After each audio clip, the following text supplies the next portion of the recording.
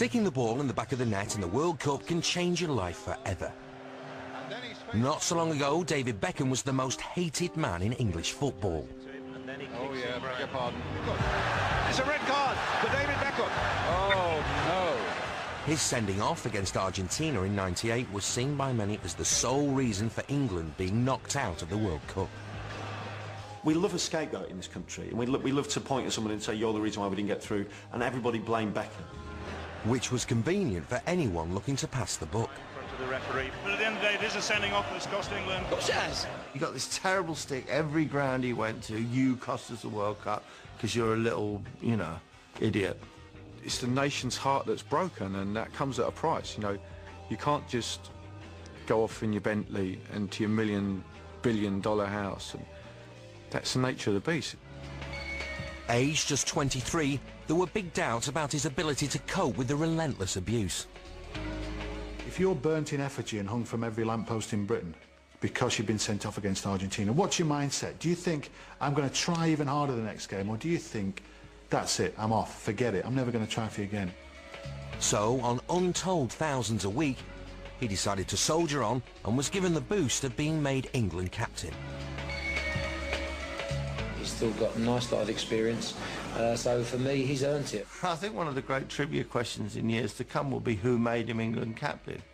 Of course, it was Peter Taylor, who's now surely selling cars for a living.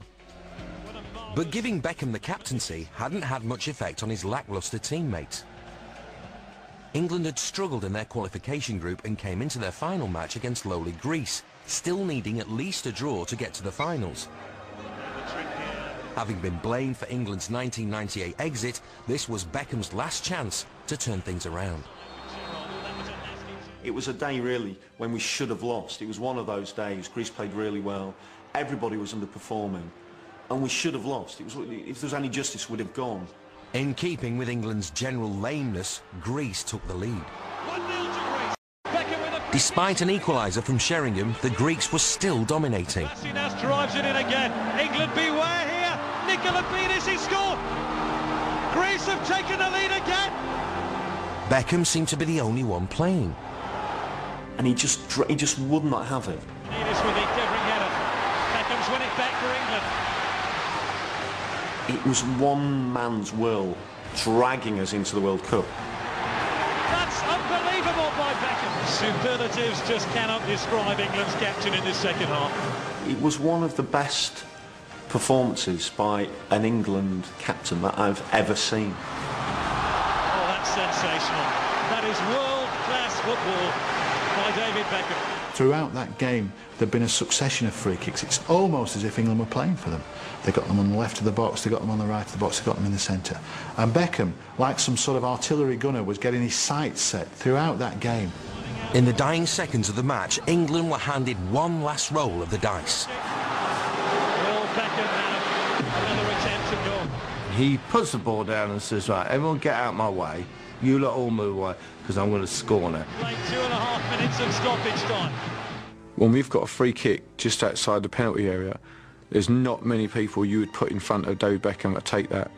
And he does that wonderful thing where he kind of looks around the wall and you think, look, goalie, look where he's looking. He kind of looks around the wall. Is it there? Yeah. In fact, you always think he's going to walk to the goal. Sorry a minute, goalie. Just here this is going to go, all right? And then measures out. But and there's such an inevitability about it. Beckham could raise the roof here with a goal. I don't believe it. David Beckham scores the goal to take England all the way to the World Cup finals. He scored that goal, and you watch it now, you watch it tomorrow, you watch it the day after. The hairs on your neck still stand up. It's one of the greatest World Cup moments of all time, because written on his face is ecstasy. He's purged the hatred that he felt. He runs around that pitch, every single fan is going potty. It's the closest, I think, that you will get to orgasmic. In terms of the general public, it was a moment where he reclaimed their hearts. He went from silly little boy against Argentina to saviour of the nation. It was destiny that he was going to score. It was destiny it was going to be in the last minute.